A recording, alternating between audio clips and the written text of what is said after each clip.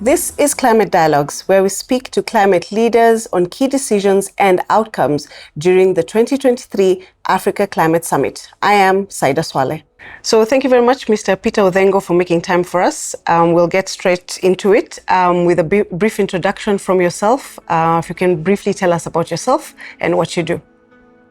Thank you very much. My name is Peter Odhengo. I'm the head of Climate Finance and Green Economy Unit here at the National Treasury and Economic Planning, but also the coordinator for financing locally led climate action, the FLOCA program, which is focusing on building adaptive capacity and the resilience.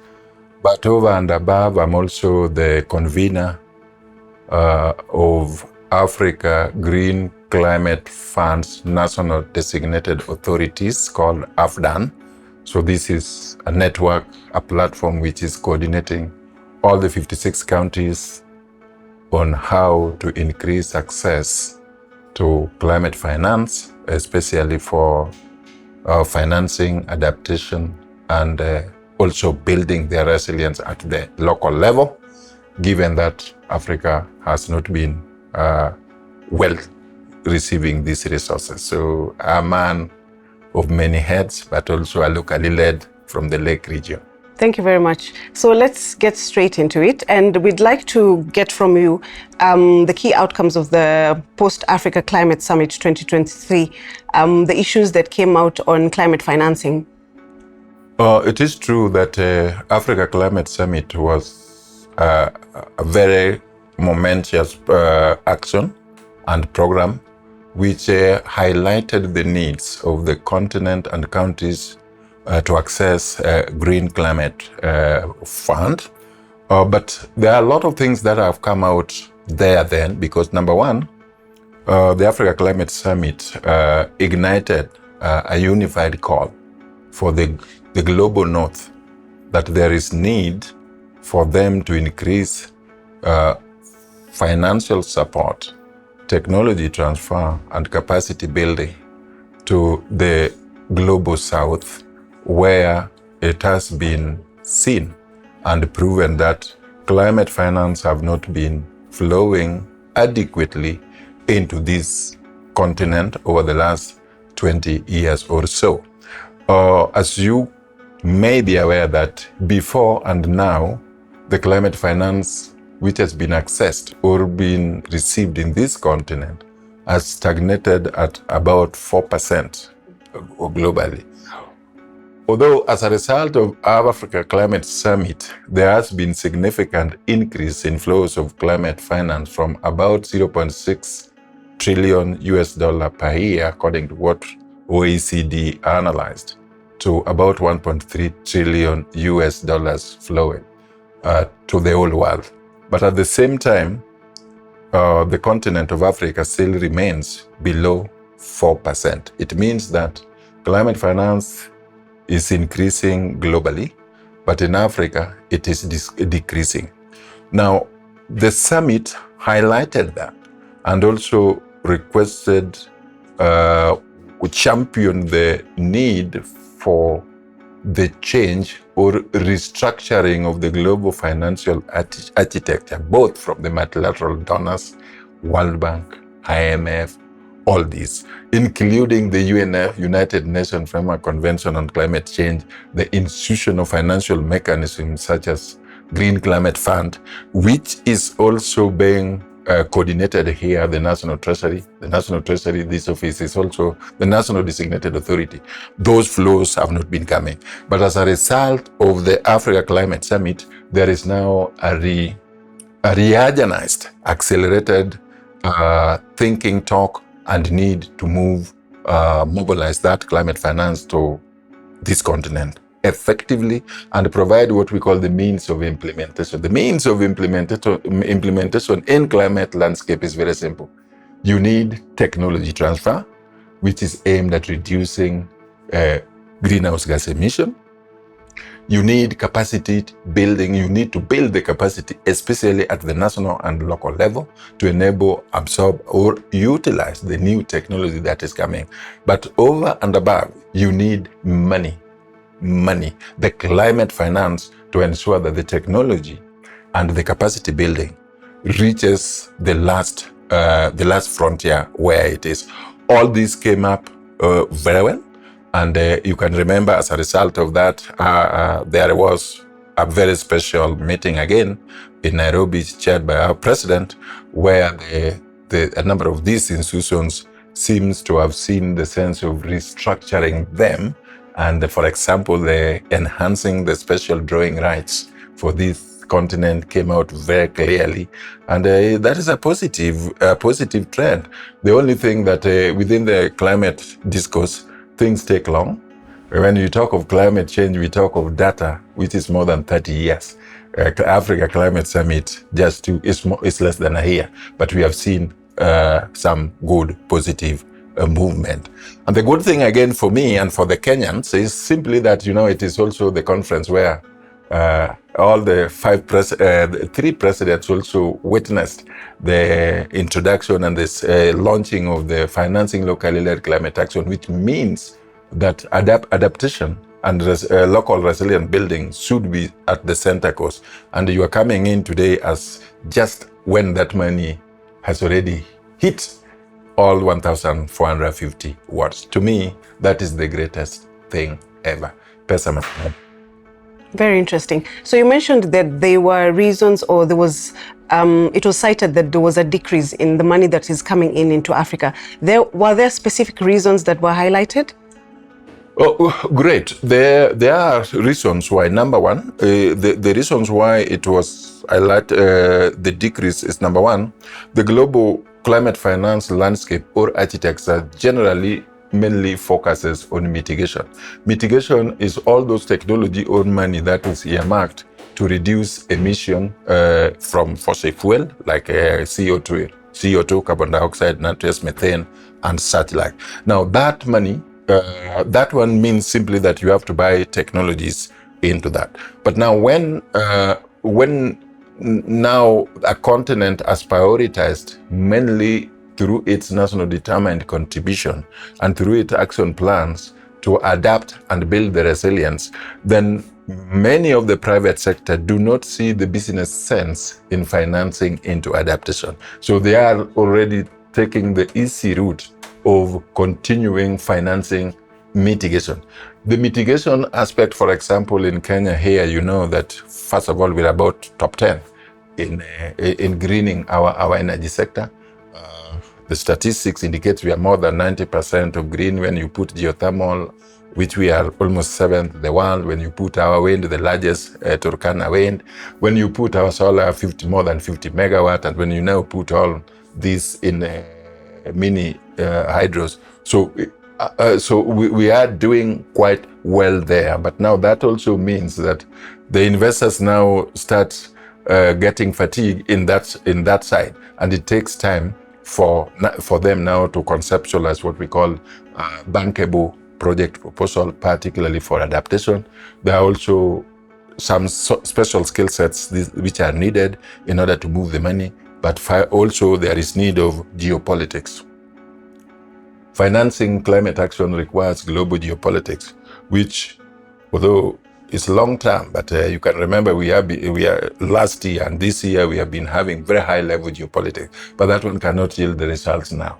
That's why when it was missing, then you see the flows has been declining. When you put all, and of course there are also been a lot of what we call debt stress. Some of this money which is coming to finance climate action is also now entangled with the debt, and many African countries are almost at the cliff, the debt defaulting. Now, when we were negotiating over the last 10 years before Paris Agreement, we have been very clear on our mind as Africans that financing climate action or making adaptive capacity should not be tied to loans. Now you can now see that we were right, because most of the resources that they were putting in for those ones were going through loan. And now the time is coming to pay them. So now look, the physical space is now you have to pay those ones as fast charge and then now respond to my grandmother when now the need comes. It is true now for us, it is very fresh in our mind that look, the climate refugees are now in Nairobi, and the only interesting thing that the people who live in high-end areas, Karen, Mudaigas, have not been displaced. Those who have been displaced living in the camp are migrant, poor grandmothers in Kibiras, Madares, and whatever. That is the seriousness that we have to look at now. Very interesting, very well put. And so we just wanted to also know, how is Africa seeking financial support to tackle the climate challenges, and what progresses have been made so far? Great. Mobilizing climate finance is done through a very strict regime. Number one, you have to come up with what we call a very innovative, transformative idea on how you want to get that money from, because the global financial flows is not enough. It's highly, very competitive. So the continent needs to have high-level transformative people, programs, and innovative ways of coining that narrative. Two, to have what we call bankable project proposal, you need what we call climate data. Climate data or climate rationale. You must demonstrate that the problem is caused by climate change. But climate change, as I mentioned earlier, you can only demonstrate if you have a data which is credible for at least 30 years cumulatively.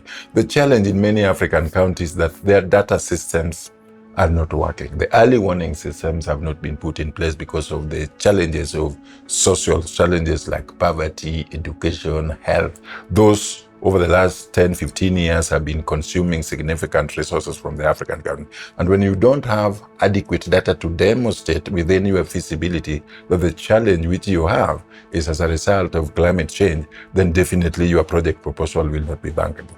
The second one is that you need an early investment.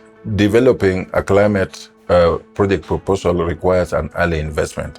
For example, Kenya here, we are very, very lucky that we have been having some kind of a good team, highly educated, but you need a minimum of at least $1 million to come up with a bankable project proposal, which within the GCF system, we have done a little bit well, but not so much good, because the Green Climate Fund, the total amount that is here, not in this office, not in National Treasury, it is supposed to be used by the projects, is about $300 million.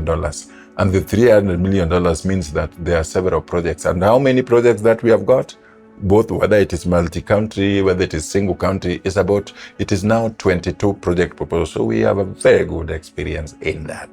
Yes. Okay. So it's interesting you mentioned about climate data. Is there any of our neighbors that has gotten it right? Well, there is Met departments within all the countries have it. Ethiopia has the Met, and they are also doing well. South Africa is doing well.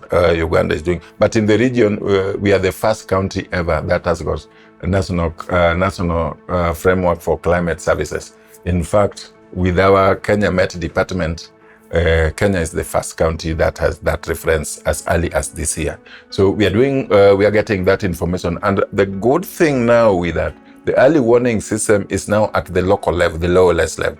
And when you integrate that early warning system with financing locally led climate action, which is now taking the climate action strictly to the world level, village level, then now we have now been investing into that data, so that when now the communities and counties and subnationals are now developing their project proposal, it is backed by concrete data, which is always linked with the global climate data system for verification. So our neighbors, it depends. You can have data, but if the data is not analyzed in a consumable way, you will not get anything. If you don't know how to tackle the proposal in order to respond to the local action the way we do here, it will not help you. So yes, we are doing well. Our neighbors are following us. Interesting. Let's move on, and we'd like to know what are some of the major challenges and barriers to tracking adaptation of finance in Africa? Adaptation, financing adaptation or mobilizing adaptation finance has got various challenges. Number one, as I mentioned earlier, that you definitely need to demonstrate that the resources that we are mobilizing or the money you are requesting is going to build adaptation. There are very few cases of adaptation projects in Africa that can be used as a showcase.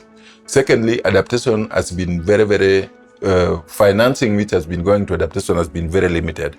If you can make a reference to a 2020 UNDP adaptation gap analysis report, which requires that adaptation has been declined over time, and the UN Secretary General with the team of experts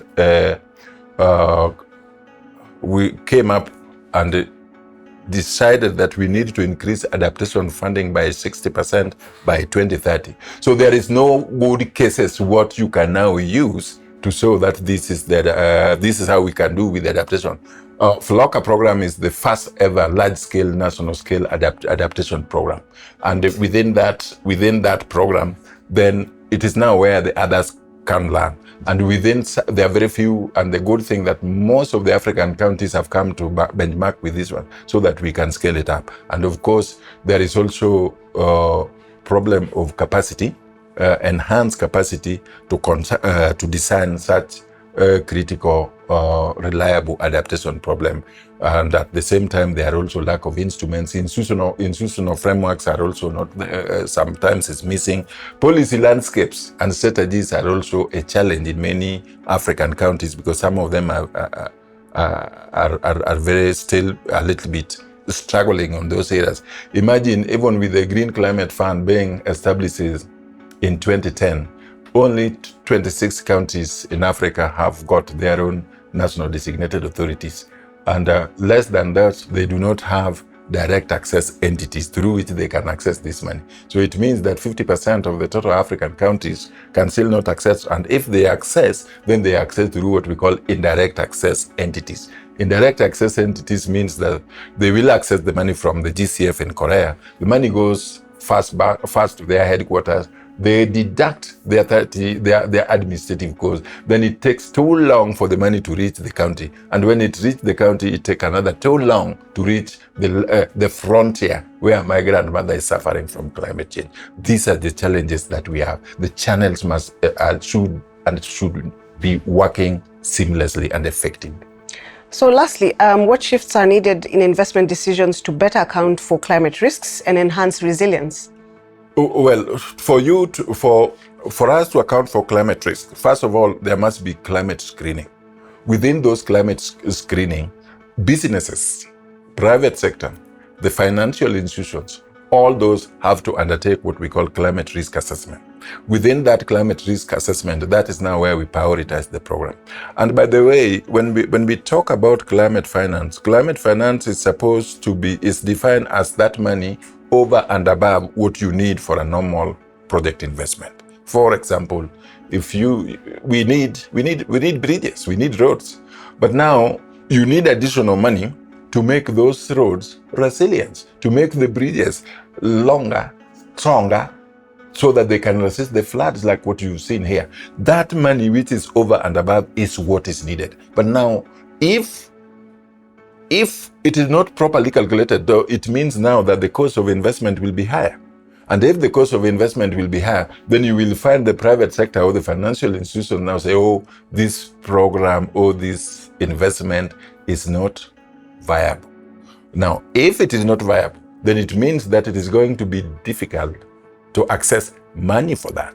But for example, now look, we always know the data is there scientifically according to the international reports that the ocean level is rising, and it is expected that by 2050 it will be rising by almost 5 meters. We have seen this along the coast of Mombasa here. If you have just to walk to go to Kipini, the army base which used to be in Kipini is now almost 1 kilometer inside the sea.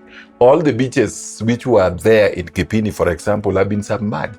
Now, but the problem is that these things are being submerged because of the high level, the rising of the sea level. We have been told The early warning systems have been there, but we are not responding. So now you find that the damage now along the coast is high, but will continue to be high. And when you see now several investments are still being concentrated on those critical climate vulnerable areas, and we have been told and we are doing no any adaptive or building the resilience. So it means that we are investing without undertaking climate risk analysis. And in 20 years, there will be no coast. Mombasa Island may be submerged, and we will have Voi as the coastal region. It is so serious that you may not even know that it is a reality. Go to Kipini and see. It's serious. So climate screening, vulnerability assessment, undertaking participatory climate risk assessment is the way to go. If you don't build the resilience or screen or factor in climate resilience, all the investments are dead. Not on arrival, but on departure. Very well said. And so what shifts are needed in investment decisions to better account for climate risks and enhance resilience? The shifts that are needed is that now business as usual in the investment must stop. So there must be now centers for accessing technologies to be used for the investment in all those key sectors areas.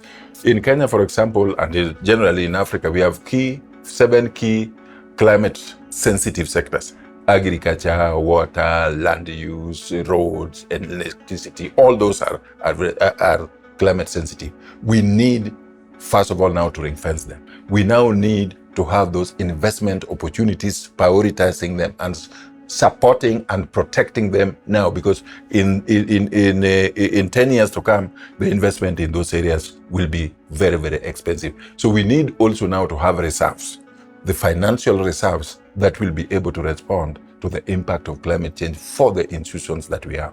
We also now need the technologies changing. For example, now when you go into the mitigation side, we are the world is already replacing the fossil fuel internal combustion engine with electric cars. Are we ready for that? We need to shift quickly. We need policies and legislative systems that is proactive, modern, futuristic, and looking ahead, not responding, not reacting to the past, because the past is gone. The investments which were done without taking those one in account are going to is already their values. If you look at the book value, is 50% less. So now we really the safety that we now need to have a different lens. Then the developed countries also now have to come. Our partners in the north, particularly where you guys are coming from, you now need to change, because the Paris Agreement is very clear. The North has to support the South to navigate this impact of climate change. So there is need for more support, and that support should be in terms of grant, because the global and Africa in this case has collapsed. Now we have to rise at it, but with the rising debt, you cannot build your resilience, you cannot build your adaptive capacity while my grandmother did not emit the greenhouse gases that caused the warming now. We cannot lament, but we have to say the truth. He who caused the problem must be ready to pay to rectify that problem. And that one is not negotiable. It is needed, it is a must, but if they don't, then we will be on our own. You cannot see your grandmother dying and then you do nothing. We are taking it on. This has been very interesting, Mr. Odhengo, but one final statement, just in one sentence, if you were to summarize how this conversation went.